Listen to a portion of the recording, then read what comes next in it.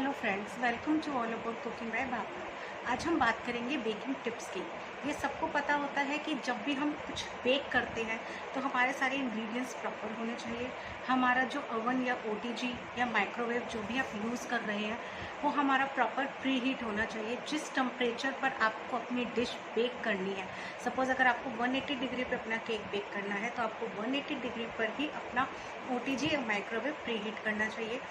Cake process start करने से पहले आपका जो टीन है, वो आपका बेकिंग जो टीन है जिस पे आपको केक बेक करना है, वो आपका प्रॉपर ग्रीस होना चाहिए। उसमें पेचमेंट पेपर, बटर पेपर जो भी आप यूज़ करना चाहे वो कर सकते हैं, या मैदा डस्ट करके उसको प्रॉपर रख सकते हैं।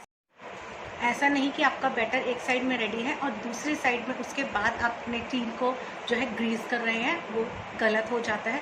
उससे आपके केक के रिज़ल्ट में फ़र्क आता है। अब हम बात करते हैं, अगर आपका केक ड्राई हो जाता है, कुछ लोगों की कंप्लेन होती है कि उनका केक ड्राई हो जाता है, तो इसके पीछे क्या रीज़न है कि आपका केक ड्राई होता है।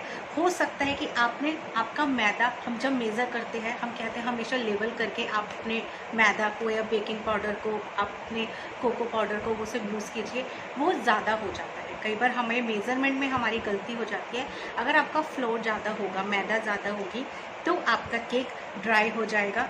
या उसमें बेकिंग पाउडर अगर ज़्यादा होगा और उसमें लिक्विड कम होगा, तो ये रीज़न होता है कि आपका केक ड्राई हो जाएगा, या आपने उसको ज़्यादा टाइम तक आपने उसको बेक कर दिया, तो आपका केक ड्राई हो जाएगा। अगर आपका केक सेंटर से हाई हो जाए, साइड से झुका रहता है, कम होता है, और सेंटर से आपका केक हाई हो जाता है, देन उसका भी रीज़न है कि जो आपका ओटीजी या आपका माइक्रोवेव जिसमें आप उसको बेक करें उसका टेम्परेचर हाई हो। सपोज़ आपको 180 डिग्री पे आपको अपना केक बेक करना है और आपने उसको 200 डिग्री पे आपने उसको अपने ओटीजी को आपने प्री हीट कर दिया, तो उसका टेम्परेचर, और बाद में आपने 180 डिग्री पे अपने केक को सेट किया, देन उसका टेम्परेचर हाई हो गया, तो आपका केक ऊपर से, सेंटर से ऊपर अप हो जाएगा और साइड्स उसके डाउन रह जाएंगे। अगर आपका केक शिंक हो जाता है, आपका केक एक बार उठकर डाउन हो जाता है, तो उसके पीछे क्या कारण होता है? उसके पीछे ये कारण होता है कि जो आपने उस पर लिक्विड यूज़ किया होता है, सपोज आप बटर या ऑयल जो भी यूज़ कर रहे हैं, वो ज़्यादा हो जाता है। अगर वो अपने उसके मेजरमेंट के अकॉर्डिंग ज़्यादा हो जाएगा तो आपका केक सिंक हो जाएगा।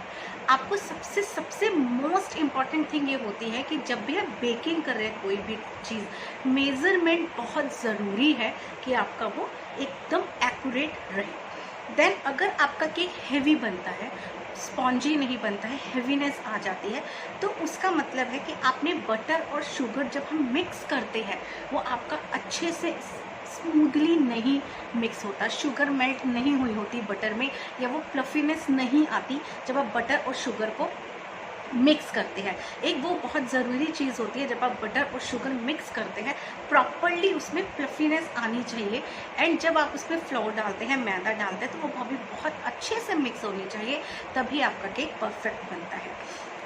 सेकेंड थिंग, एक और हमारे साथ प्रॉब्लम आती है कि केक जो है सेंटर से क्रैक हो जाता है। सब कुछ ठीक रहता है बट सेंटर से वो ज़्यादा से क्रैक हो गया। इसका सबसे मेजर पॉइंट ये होता है कि जो आपका टीन होता है वो साइज़ में छोटा होता है। आपने जितना बड़ा केक बनाना है, आपके इंग्रेडिएंट्स के अकॉर्डिंग जो टीन आप लेते हैं उसका साइज़ छोटा होता है, इस वजह से ऊपर से क्रैक हो जाता है। या आपका जो टेम्परेचर होता है, ओटीजी का टेम्परेचर हाई हो जाए, तो भी ये एक रीज़न है। उसके बाद आपका आता है कि जब आप उसमें फ्रूट्स या नट्स अगर आप केक के बैटर में ऐड करते हैं तो वो नीचे बैठ जाते हैं, बीच में नहीं रहते। उसका सिर्फ एक ही रीज़न है, थोड़े से हैवी होते हैं। जब भी उस केक के बैटर में आप फ्रूट्स, ड्राई फ्रूट्स कुछ भी डालें, सबसे पहले उसको मैदा से आप उसको कोट कीजिए, देन उसको बैटर में मिक्स कीजिए। वो कभी भी केक के बॉटम में नहीं बैठेंगे और वो आपका केक बहुत अच्छे से बन के रेडी होगा। इसी तरह आई होप ये वीडियो आपके लिए यूज़फुल रहेगा। Please subscribe my channel all about cooking by Bhavna. Thank you.